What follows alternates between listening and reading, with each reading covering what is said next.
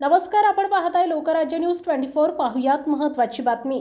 मैं तुझे जिंदा नहीं छोडूंगा असं म्हणत दारू पिण्यास पैसे न दिल्याच्या रागातून कचरा वेचक तरुणाच्या गळ्यावर कटरनं वार केलेल्या एकाला फरासखाना पोलिसांनी अटक केली आहे। लक्ष्मी रस्त्यावरील विजय मारुती चौकात ही घटना घडली आहे। धर्मेंद्र यादव असं गंभीर झालेल्याचं नावे या प्रकरणी अर्जुन थापा याला अटक करण्यात आली आहे।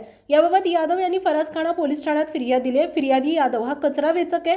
सोमवारी मध्यरात्री 12च्या सुमारास ते लक्ष्मी रस्त्यावरील विजय मारुती चौकात कचरा वेचण्याचं काम करत होते। त्यावेळी आरोपी थापा तेथे आला। त्याने यादव यांच्याकडे दारू पिण्यास पैसे मागितले। यादव यांना त्याला पैसे देण्यास नकार दिला। आरोपी थापानं खिशातील कटर काढून त्यांच्या गळ्यावर वार केले। या घटनेत यादव गंभीर जखमी झालेत।